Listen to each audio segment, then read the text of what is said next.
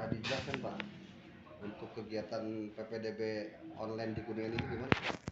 Baik, terima kasih atas kesempatannya. Pertama, berkaitan dengan kegiatan PPDB tahun 2021, kita mengacu kepada Permendikbud nomor 1 tahun 2021 sebagai bahan pijakan dasar kita, yang kemudian kita tindak lanjuti peraturan itu dengan Perbuk nomor 29 tahun 2021.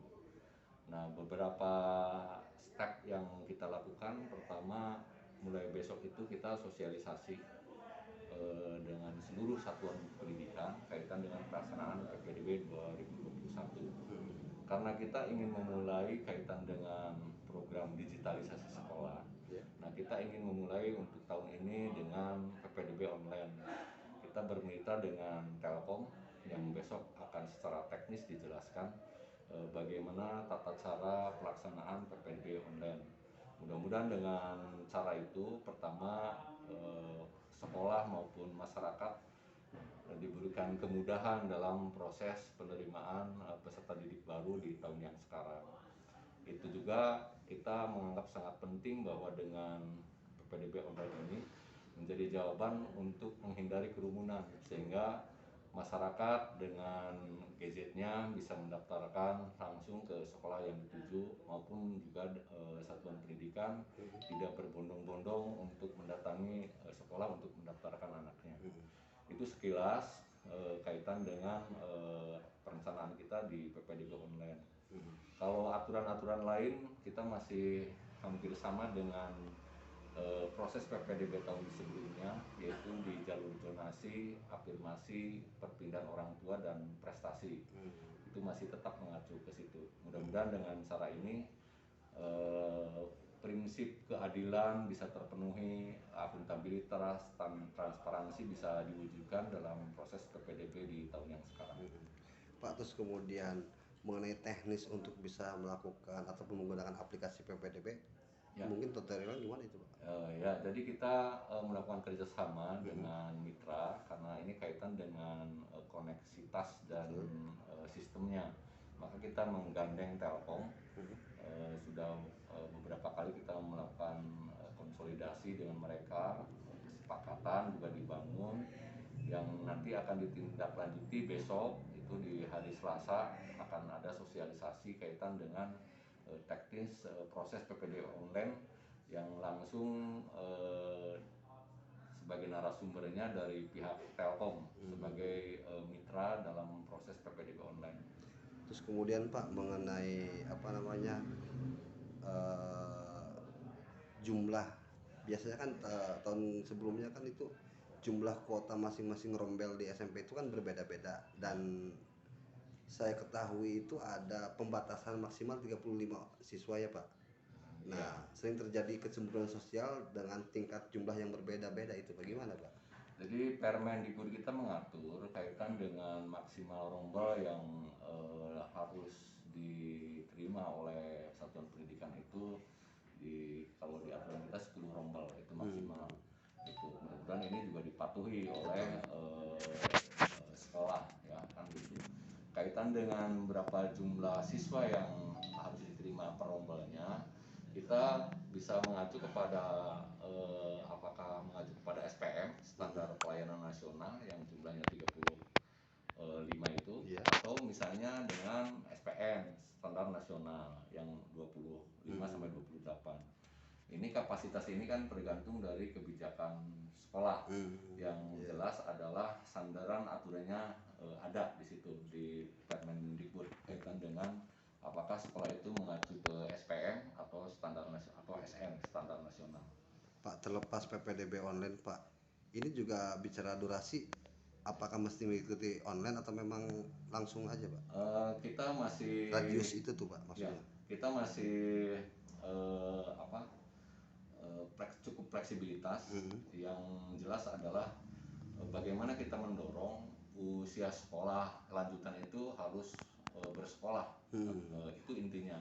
Andaikan proses online atau offline, itu kita masih bisa mengakomodir kedua sistem itu, karena kita juga melihat kondisi geografis Bagaimana kalau misalnya di daerah-daerah yang blank spot, kita kan tidak memaksakan bahwa mereka harus daftar online, tetapi harus offline. Yang jelas kita sekolah ini harus bisa memberikan sebuah layanan yang terbaik kepada seluruh masyarakat Kabupaten Kuningan yang usia sekolahnya harus bersekolah. Itu saja pada intinya. Kita berbagai cara di situ untuk meningkatkan angka partisipasi kasar atau angka partisipasi murni, rata-rata lama sekolah. Nah, dengan dasarnya adalah bagaimana kita sekolah bisa mengakomodasi seluruh kepentingan masyarakat kaitan dengan pendidikan masyarakat.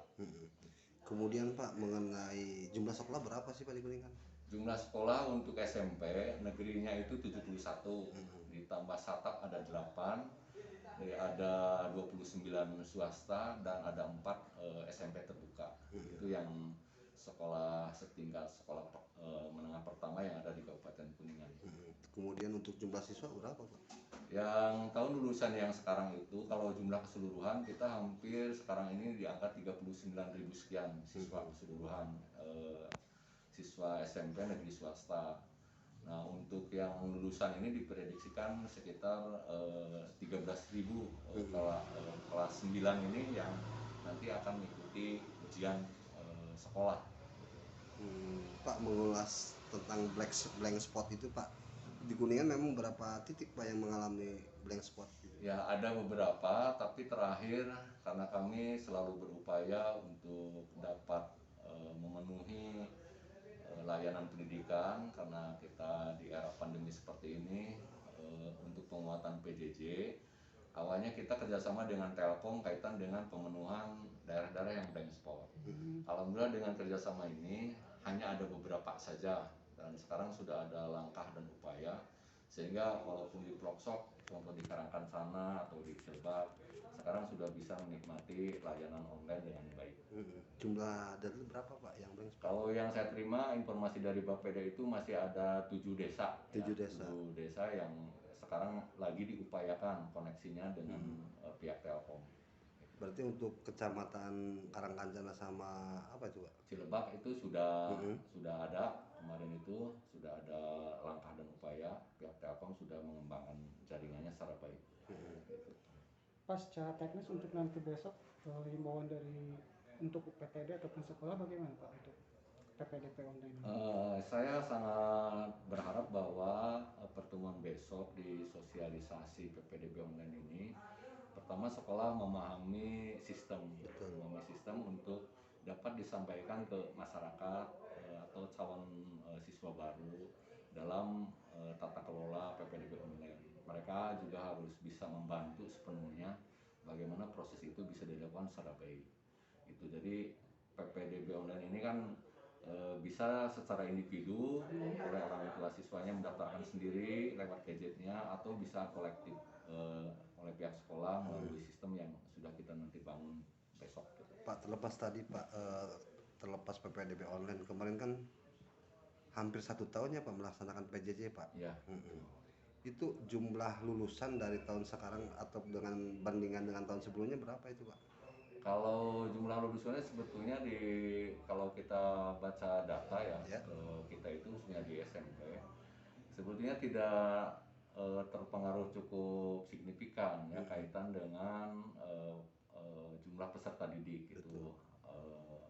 Kecenderungannya masih stabil gitu. Yang justru yang kita khawatirkan itu adalah di prosesnya karena sekarang PJJ gitu kan mungkin hasilnya tidak akan semaksimal pada saat tatap muka. Itu yang lagi kita upayakan sebenarnya. Kalau dari kepesertaannya sih masih stabil. Kita tidak ada laporan untuk anak-anak putus sekolah sampai hari ini. Mereka tetap tercatat sebagai siswa satuan pendidikan dan mengikuti semua prosesnya. Siap. Terima kasih Pak.